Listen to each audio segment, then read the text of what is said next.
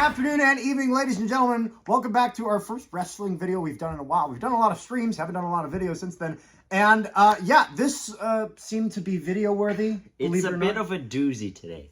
Yeah, so make sure you guys like, share, and subscribe before we get into this. Also, I'm gonna make sure to put this in the comment section below. He's got a YouTube channel as well now. You do what? Mainly hockey jersey stuff, right? Yeah, it's a podcast. All that good stuff. The Jersey Nerds info will be in the description. Absolutely. And there's a lot to talk about. Now, we wondered if this would happen. And the thing is that, like, there was a lot of indicators to why this would happen. But, like especially with me, because, like, you got into wrestling a few years ago. I got into wrestling before common memory for me. And the amount of fake outs where we've seen Punk's going to return, then he doesn't do it.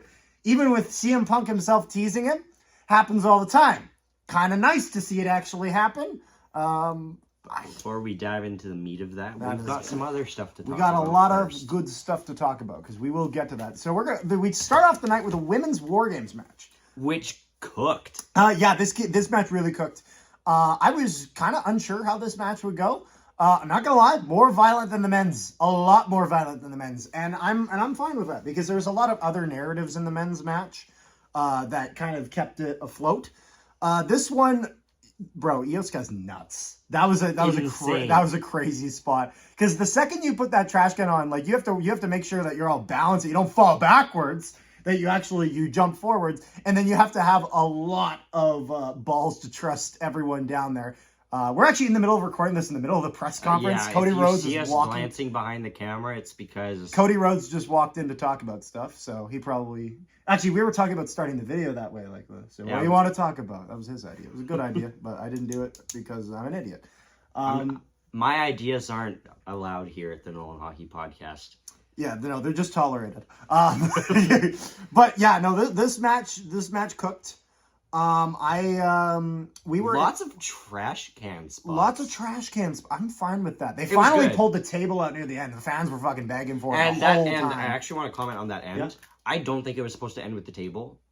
No, I agree. They brought the table in because the fans were yelling about it, and based on how Bianca Belair, I believe it was, was kind of standing at the table tapping on it. So was Charlotte. So like the whole team was just waiting for the spot.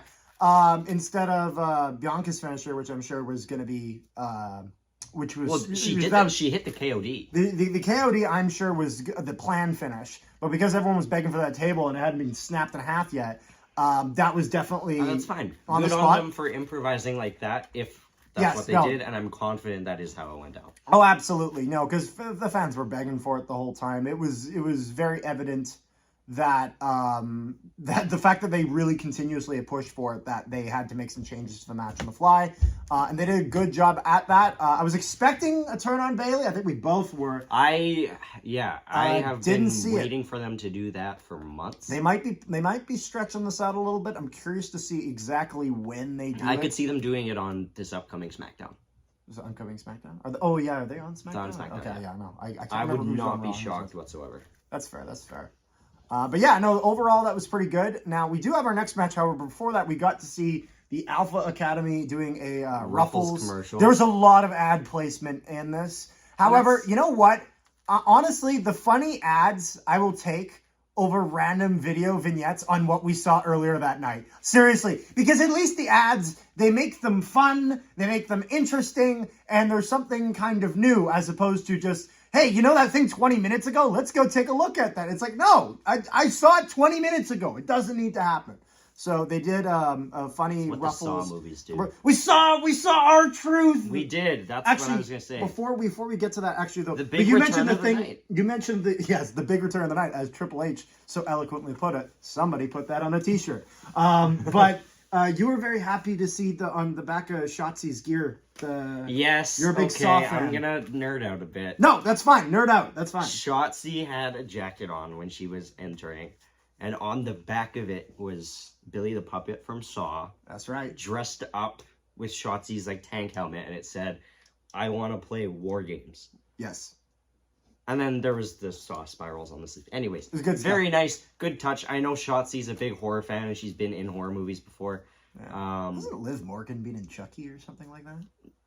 She was in a social thing for Chucky, but she wasn't like in the actual TV show. I thought she was for some reason. I can't remember. But yeah, no, it was fun. Yeah, they had like this big thing where they had Pretty Deadly with the Alpha Academy. And they argued over chips or crisps. The answer is both. The answer was Ruffles, according to R-Truth, and I'm fine because R-Truth is saying it. If there's anyone else, I would have bitched about it, but it was R-Truth saying it, and I just love whenever we see R-Truth, who is somehow in his 50s, despite looking like he's not even 30. And speaking of people getting into phenomenal shape, we had Gunther versus The Miz. Gunther is it's crazy, the transformation. He scares me. Honestly, he scared me when he was his old self, too. Like, watching that Dragunov versus Gunther match, or Walter match, was wild. And this was a good match, in the sense of, I think what all of us kind of worried about as people who are fans of The Miz. We were worried of a Miz squash match. We were worried about him getting buried. He's had the last 2 years go for him, and you know what? He had 2 near falls. Yes, they were dirty and cheating, but that's the Miz. Exactly. Even Face Miz did that, and that's kind of the thing about the Miz, is that it was always his in-ring psychology that really got him his success. Yep. And so he kicked out of the powerbomb, which is kind of a protected move for Gunther. We're not talking like end of days Baron Corbin levels of protection on the move, but like. He doesn't finish every match with that, which is, I feel like, one reason people really like Gunther, is that his matches, despite always being hard-hitting, brutal, they're not the exact same finish. I'm looking at you, Roman! The other good thing about that is, like, he's against a lot of different types of wrestlers. Absolutely. And he adapts to that better than Roman does. No, for sure. Which is why Gunther, we're looking at a future main eventer here, and a guy that's going to have multiple world title reigns, and it will be exciting to see, and it'll be well deserved. I was glad to see them actually do some stuff with The Miz, though. In the spot at the turnbuckle, taking the pad off as a distraction. Always good stuff. We don't see that spot very often, which is nice, though, because that means it doesn't get too overused. And the good thing is, like, we did see it a couple months ago now with Brock gashing his face open. But again, like that was used differently. They're not using that same kind of thing in the same way, which is fine. That's true. But let's keep it rolling. So there was a Slim Jim ad with the New Day. Why can't we just have Big E there? Even if he's not wrestling. I don't know why we can't. A Slim Jim ad with LA Knight and the New Day. Yes, thank you very much. That's true. With Macho Man as well, with the old Slim Jim ad. But our next match of the night was going to be Dragon Lee versus Santos Escobar. As soon as I saw Dragon Lee was going to be in this match, I called it that this could be match of the night. It wasn't, but it was very good. The match of the night tonight was actually a pretty high standard, which I was glad to see that this was a very good pay-per-view from start to finish. Definitely one of their better ones that they've had in a bit, and overall I think pretty much everyone comes out of this pleased, especially the people in Chicago. But this match cooked. It was not crazy long. It was decent length, but there was just a lot of everything that you'd want in a match between these two. With you could tell it was personal as well. The high flying, a lot of talking in the match, and I don't just mean spot calling. I mean like actual heel face interactions. And it's good. I know we're a little ahead, but it's good that Santos won. And it's good that Santos is good at that kind of stuff. Because whenever Ronda Rousey did it, I was just kind of like, she doesn't mean it. Like, you know what I mean? Like, it didn't come off genuine. Be fantastic. He has really excelled as a heel, and he needed this win, and he needed a dominant performance, and he needed all that time to get in the crowd, piss him off, everything to really do some good heel work, and we just saw lots of that, and so Santos Escobar comes out with the win. The next one, though, was Rhea Ripley versus Zoe Stark. And I don't know why I put Starks, but yeah, no, this match was pretty decent as well. It was also good. I don't think there was a bad match on the card. However, it was probably and you're not gonna like this. Huh? I don't love Zoe Starks yet. Well, you know what the thing is? I love Zoe Stark's in-ring work. Her character work needs work. Yeah, I suppose. Like, she's fine in the ring. I don't know. She just doesn't seem that crazy to me. She seems like she should be in NXT right now, but. I'm not trying to. The thing I like about her ring work is that I find that she's very much a jack of all trades in the sense of whether she's working with someone bigger, whether she's working with someone smaller, whether she's very, very very, very flexible Which in that is what sense that she makes can work. Gunther so good. Exactly. That and the fact that he has a fucking presence to him that not a lot of guys have. But she definitely needs some character work, as they worked on it a bit when she was with Trish, but we really haven't seen much since then. Rhea Ripley, she's great all around. The only problem is that she hasn't had that many feuds built up for her title. I really wish they just had Jade Cargill come out at the end of this match, because it's obvious that's what's gonna happen. Yeah, I mean, it's just a matter of when. That is a good point. Because I mean, there's a few things with Cargill that are gonna happen. We're gonna see Cargill versus Ripley, and we're gonna see Cargill versus Charlotte. Cargill versus Charlotte will happen at some sort of WrestleMania, whether it's this next one or one after or whatever. It's gonna happen at a Mania when that does happen.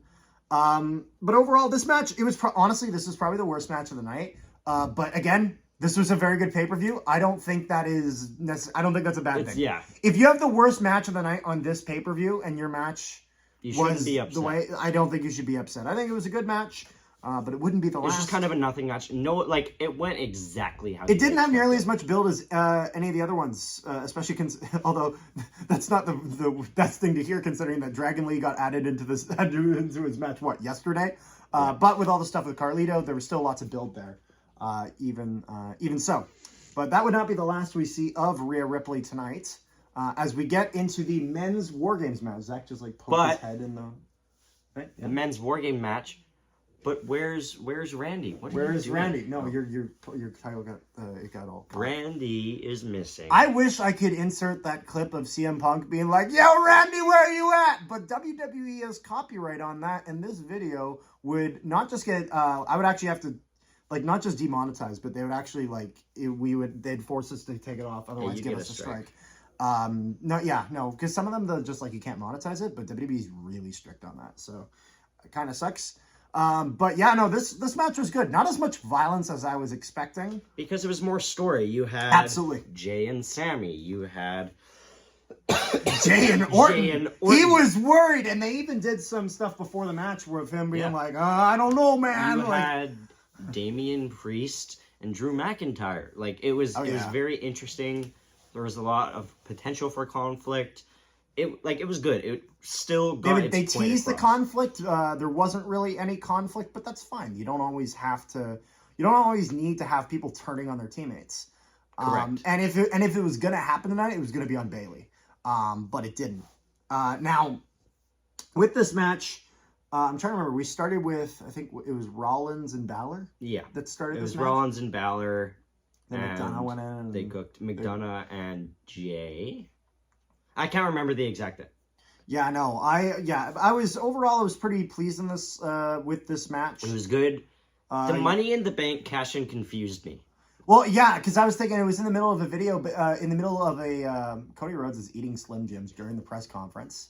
I don't know if it's as good as MJF eating pickles in the press conference, but it's still good nonetheless. I was very confused because, and I want to know, could someone theoretically cash in the Money in the Bank during the War Games match? I mean, considering you can cash in anytime, any place, that's the description, you probably can. Yeah. It's probably considered a separate match, though. So even if what's-his-name gets pinned, he only gets pinned for the title match, and the other match is still continuing.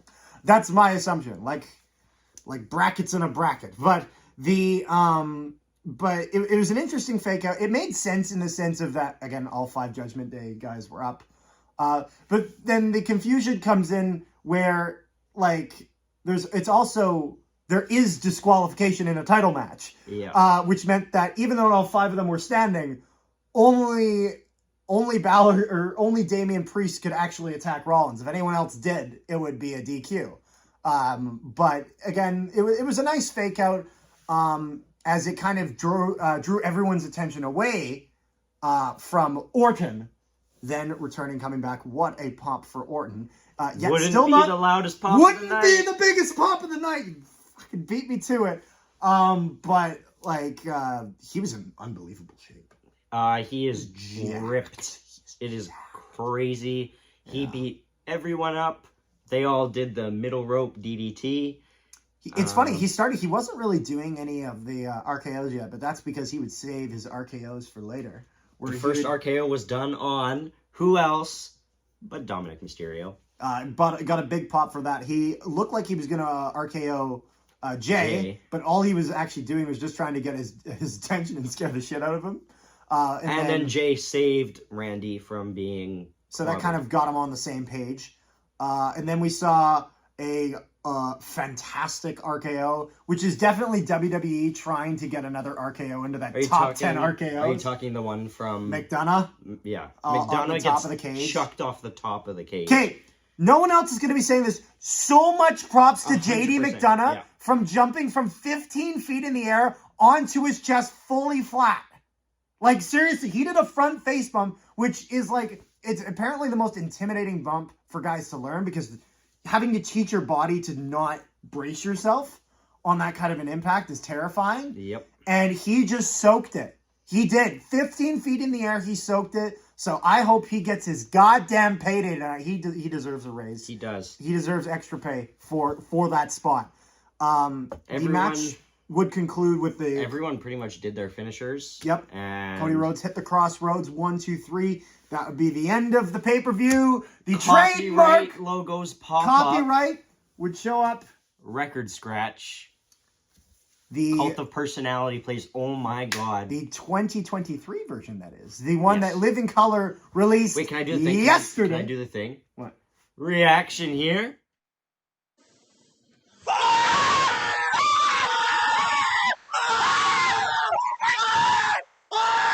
But if you want to see the full reaction of that, we have a full video out with all that good stuff. So make sure to check it out. That was a good snip. Or if you're coming here from our comment on the CM Punk video, you've already seen it. Did you pin a comment in there? No, I was gonna walk in and tell you to do that. Oh, you're gonna tell That's me. what I opened the door at first time. Oh. And I thought about it. No, do that now, please. No, you do that now, because this video isn't up. You're pinning this video link in this video, like what you did with the AEW one. Fair enough. Yeah. Fair enough. Cult of Personality hits. CM Punk walks out. Chicago. Insane pop. Yeah. Craziest moment. CM Punk in Chicago. I've been watching WWE for about 3 years. Yeah. That is the biggest moment I've ever seen. That's fair. And my throat hurts really bad. I will say, I do think the Punk return to AEW got a little bit of a bigger pump for a few reasons. First off, they're in the United Center, so larger capacity. Secondly, it was also his return to wrestling as a whole. And so, but it was one of those things where, like, that, I want to make sure this is clear, that does not take away from this at all. This is first time. This is the first time Punk has appeared in WWE in 10 years. I can't wait to hear what the first promo from Punk is going to be, because I have a strange feeling that he is going to... The thing is, there's only going to be so much he's going to be allowed to talk about AEW, but there's also a certain amount of CM Punk that likes to take the leash he's on and cut that shit. So we're going to have to see how exactly this goes. I want to quickly mention... Yeah? Nobody knew backstage. Production didn't know. Yeah, None you were of the saying wrestlers this. knew. Where did you find this? Punk arrived, I think it was 3 minutes before he walked out. They cleared a space backstage so nobody could see. Triple H took over commanding the whole show about 10 minutes prior. Yeah. He told them to put the copyright logos on, which, by the way, finally they used that fake out, because that has been sitting waiting for them for a long time. Yeah. And, yeah, just great. They've done it before, but it's very rare. I want to let it be known. Seth looks pissed. Oh, Someone yeah, took a picture of him. there's photos He doesn't online. look happy, but I'm sure he'll either come around or we're going to have a really interesting feud. Absolutely. And where did you get this again? Where did you find that? What's his face? Sean Ross. Oh, I see. Yeah. No, I'm genuinely curious. I hadn't asked you about that. But overall, Punk comes back. I mean, I was wearing the shirt all day because I was... I thought he jinxed it. We didn't put it up on the stream, but he had a thing ready to say CM Punk returned. I was so distracted by the actual return itself that I never put it up. Which makes a lot of sense. I just wasn't thinking that when I made it. But it was one of those things where and the thing is, I have no idea where this is going. Because Punk could feud with just about anyone, honestly. Mm-hmm. Because when he came to AEW, his first thing is that he wants to fight the young guys. He wants to fight the guys he never did. So he starts feuding with Darby Allin. So if they take that route here, he could start feuding with someone, freshly out of NXT. But then there's also Punk versus L.A. Knight. Yeah, that would be something. You could do that. The promo work we're going to be seeing coming in the next few weeks. I hope we get him on the Waller effect. We'll see some interesting stuff in that regard. Or on Miz TV. I don't know. I'm gonna have to be watching some Raw and SmackDown apparently for these next few weeks. So make sure you guys like, share, and subscribe if you have not already. Links to his channel and all that stuff down in the description below. Subscribe to Matt. Good to see. Make sure if you have not already checked out our reaction to CM Punk back in WWE, and I may have a video of our Randy Orton reaction, possibly. I can't remember if I'm going to put it up, so it might be there or might not. If it is, check it out, and we will see you guys next time. You take me to him! Take me to the son of a bitch! Take me to him! Come on! Go, go, go, go, go!